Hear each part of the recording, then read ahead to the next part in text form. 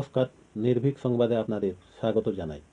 বাংলাদেশে হিন্দু সংগঠনের প্রতিবাদের মুখ চিন্ময় কৃষ্ণ দাসকে গ্রেপ্তার এবং তার জামিন নাকচ করার ঘটনায় উদ্বিগ্ন ভারতের বিদেশ মন্ত্রক মঙ্গলবার বাংলাদেশের হিন্দু এবং অন্যান্য ধর্মীয় সংখ্যালঘুদের নিরাপত্তা নিশ্চিত করতে একটি কড়া বার্তা দিয়েছিল।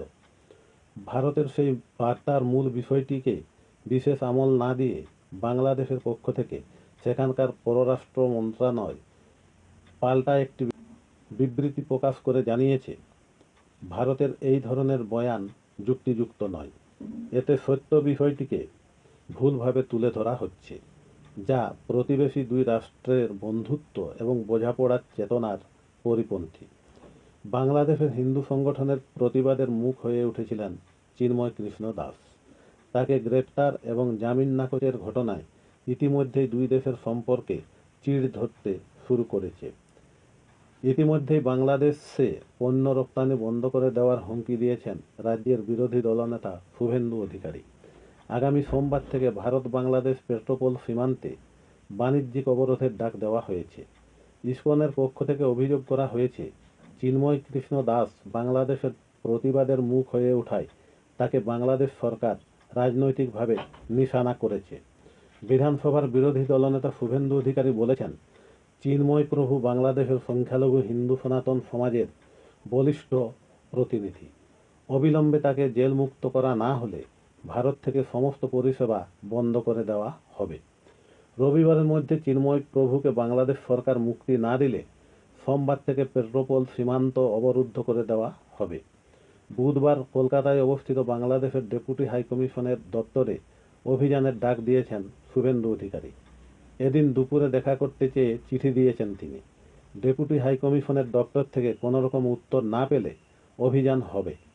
চিন্ময় কৃষ্ণ প্রভুকে সোমবার গ্রেপ্তার করার পর মঙ্গলবার চট্টগ্রাম মেট্রোপলিটন ম্যাজিস্ট্রেটের আদালতে পেশ করা হলে তার জামিনের আবেদন জানানো হয়।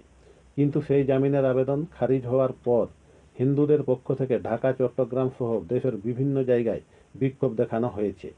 মঙ্গলবার আদালতে নিয়ে যাওয়ার সময় বাংলাদেশের হিন্দুদের ঐক্যবদ্ধভাবে প্রতিবাদ করার বার্তা দিয়েছেন চিন্ময় প্রভু। তবে তিনি কোনো রকম শান্তিভঙ্গের প্ররোচনায় পা না দেওয়ার পরামর্শ দিয়েছেন।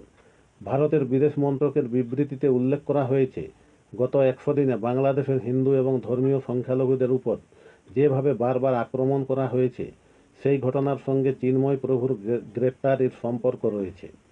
কেন্দ্রীয় বিদেশ মন্ত্রকের বিবৃতিতে উল্লেখিত এই বার্তা ইসকনকে সন্তুষ্ট করেছে। বাংলাদেশে হিন্দু সনাতনীদের উপর বারবার আক্রমণের ঘটনার হস্তক্ষেপ চেয়ে কেন্দ্রের কাছে একাধিকবার দাবি করেছে ইসকন। ইসকনের সহসভাপতি রাধারমণ দাস বলেছেন, চিন্ময় প্রভু বাংলাদেশের হিন্দু সনাতনীদের প্রতিবাদী মুখ হয়ে ওঠায় বাংলাদেশ সরকার তাকে নিশানা করেছে। বাংলাদেশের সরকার তাকে একজন সন্ত্রাসবাদী হিসেবে দেখছে।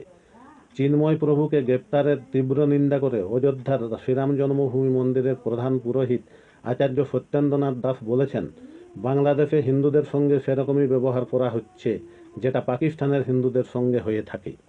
বাংলাদেশের অন্যতম লেখিকা তসলিমা নাসরিনও এই ঘটনার তীব্র প্রতিবাদ জানিয়েছেন। হিন্দু সম্প্রদায়ের উপর আক্রমণের অভিযুক্তদের গ্রেপ্তার করার দাবি তুলেছে বাংলাদেশের ইসকনও। ভারতের পক্ষ থেকে ঢাকাকে যে কড়া বার্তা দেওয়া হয়েছিল, তার পাল্টা বিবৃতি দিয়ে বাংলাদেশ যে মনোভাব দেখিয়েছে তা মোটেই ইতিবাচক বলে মনে করা হচ্ছে না। এই পরিপ্রেক্ষিতে ভারত কি কোনো কড়া পদক্ষেপ নিতে পারে, সেটাই এখন দেখার বিষয়।